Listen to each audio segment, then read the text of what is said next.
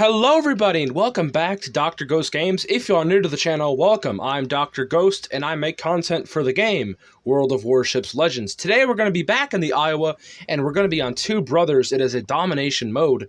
And if you guys are wondering, Two Brothers only was limited at one point to capture the base. And now Wargaming has finally brought something new to this map, and it's domination. And it's going to force some players to actually make some ballsy decisions and push into the caps. So that's good. That's good. I'm happy that Wargaming is adding things to the core game. That's what I've been preaching for a while, and I'm happy for it. Now, what we're doing here is we're going to be pushing up. Now, it's been a while, I won't lie, since I've been in the Iowa, and I kind of missed this ship, but I thought I'd take it out for a spin and have some fun with it. And I did manage to get this game recorded, and it was perfect because it was even on the new map. It's not a new map, but the new game mode for the map, basically. And yeah, now on the enemy team, there is an enemy division, and that division is going to be pushing up the middle. They're going to try to pull a flambass. So, good for them, but spoiler alert, they are going to fail. Now, one thing you have to keep in mind when you're doing a middle push. Now, I usually succeed, believe it or not, a lot of my middle pushes. I play with some division mates, and usually when I do middle pushes, I usually succeed. Because we know what to do. When you're pushing up the middle, you usually do not want to overextend. If you pull out too early around that gap, you will get absolutely obliterated. So you have to play it well to actually manage to pull off a mid-push. There's a lot of things that come into play when pulling off a middle push. Now, with all that being said, with all that out of the way, we're going to start talking about the gameplay here and what this Iowa and what we're doing, basically. So what we're going to be doing is kind of waiting here, not being too aggressive, because we don't know if there's a torp boat around at all, if there's a torp DD. So we're just kind of chilling and getting some salvos off on that Scharnhorst, and actually we do hit some with the island, but we do get a hit for about 4,900 damage. Not bad at all. Now, one problem I have with the Iowa, and this has been a main reason why I haven't been playing this ship as much, and it's because of the dispersion. The dispersion is just not as good as it used to be, and I'm just going to leave it at that. Now, we do fire off a salvo at this Colorado, and that, my friends, is what you should not be doing in any ship, and he gets absolutely pounded for it with half of his HP. He's lucky that he didn't lose all of his HP. Now, people who are just starting out this game, you guys out there, and you gals, or whoever, that is something you never want to do, because when you are broadside in any ship, no matter what, destroyers are an exception, but if you're broadside in any ship, that is a no-no, because when you're flat broadside, it is easiest for shells, especially AP shells, to penetrate you. So you want to be angling your armor. If some ships, if it has a lot of armor, you can actually ricochet, shatter, and cause shells to just really not do anything to you.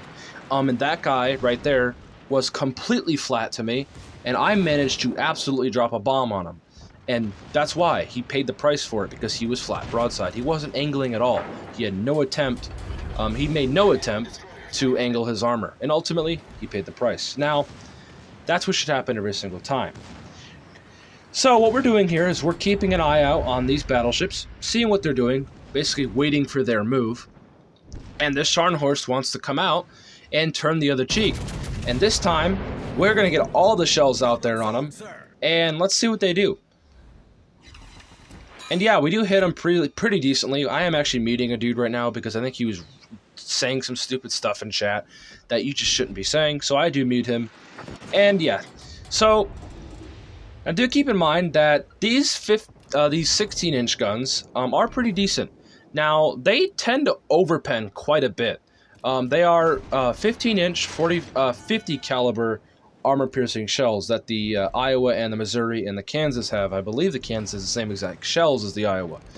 Don't count me on that though. I'm not completely sure about that, but I'm pretty sure they do. Now, what happens with these shells, as you guys can see there, they tend to overpen quite a bit in weird ways. Sometimes you can absolutely obliterate people, but sometimes the extra penetration on the shells is just too much. Now, something like a Massachusetts or an Alabama Now, do keep in mind, I'd rather play the Massachusetts any day of the week over the Iowa. The Massachusetts is just better. It's got better maneuverability, better torpedo protection, better speed, or maybe not better speed, but it's just an overall better battleship. And I would rather be in the Massachusetts any day of the week over the Iowa. And it even sometimes has better dispersion if you run a dispersion build on it. Now, yeah, talking about the shells, the Massachusetts, however, all of the South Dakota class, so the Massachusetts and the Alabama, has 45 caliber armor-piercing shells, 16-inch 45 caliber, which makes it basically more likely to not overpen. The shells will more than not arm when they penetrate. So that's why I do prefer the Massachusetts over the Iowa. The shells just feel a lot better. They feel a lot more punchy than the Iowa's shells and the Missouri shells. But still, this ship can hold its own. And even though it feels a lot worse and it feels a lot power crept, maybe, if that's the right word, it feels kind of power crept, it still is a good ship, don't get me wrong. But it's not as better as performing as some other Tier 7 battleships. Now, of course, the Scharnhorst is spamming HE. There's really not anything else he can do. His armor piercing is not going to do much to me, especially while I'm angled, and his HE is probably going to be the most effective right now, because he's going to get some decent damage, and he might even get some fires, and I don't blame the Scharnhorst at all for using high explosive there. Now, we do get an assist in capture on their capture point, which is actually pretty decent, and now we're going to be making an attempt to push up the middle to hopefully come up behind the enemy and maybe even surprise them from the rear and eliminate them. So we're just going to completely say screw the Scharnhorst. Let's take a shot at this Bismarck. And now we do notice that the Bismarck is slowing down. It looks like he wants to reverse, so we're quickly trying to get a shot off on his bow. Unfortunately, it leads too far out in the front, and it does overpen his bow. Now, that should happen. Overpens in the bow right there is pretty common because there is really no area for penetrations there. There's no citadel there at all. So right in the nose there, you're pretty much probably almost guaranteed to overpen there, or even maybe shatter or bounce. But yeah. So now we're trying to push up the middle here. We have a Monarch that is right up here, and a Friesland. There's also a Hipper. The Hipper actually is the most concerning to me, because the Hipper, if you guys aren't aware, has 6 torpedoes on either side. If he gets those torpedoes off, that's not going to be good, because look at my health. 2 or 3 torpedoes could potentially take me out.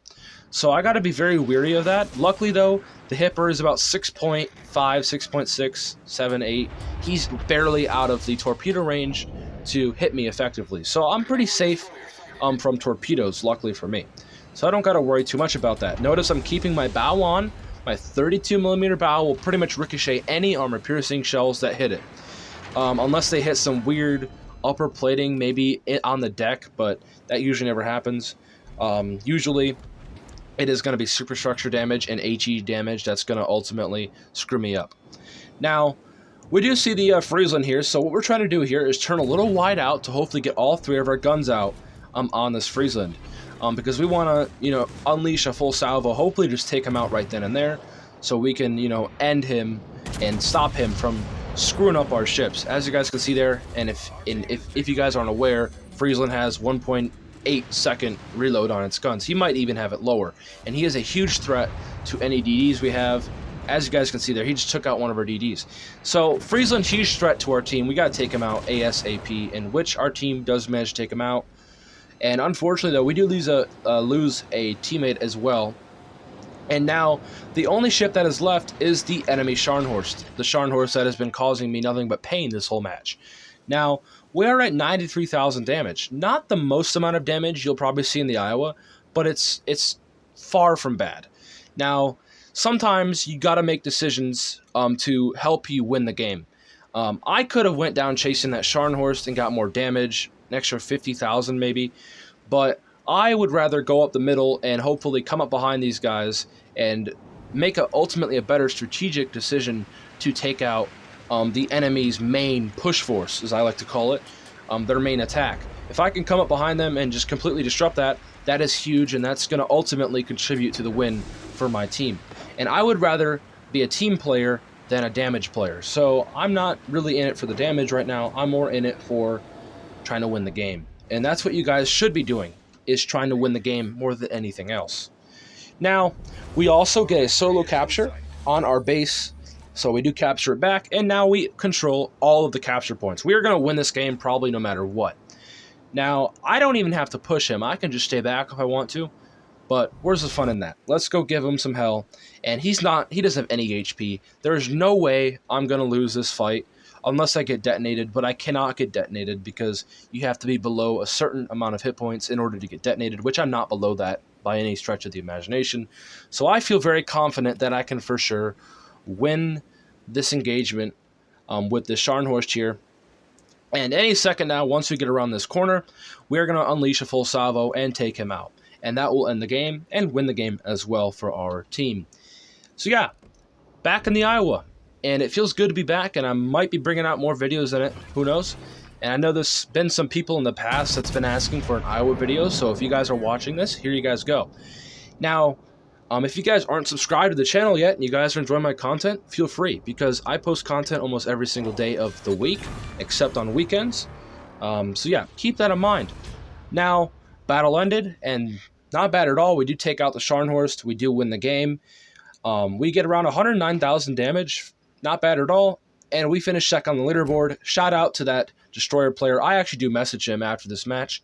And yeah, he was actually a pretty good player, and good job to him. And that's going to be the end of the match and ultimately the end of the video. I hope you all did enjoy this one. If you guys did, punch the like button, subscribe. Comment down below your thoughts, whatever you guys want. I will try to respond to everybody if the comments are positive. And as always, I'll see you in the next one. Peace out. Stay healthy, as always.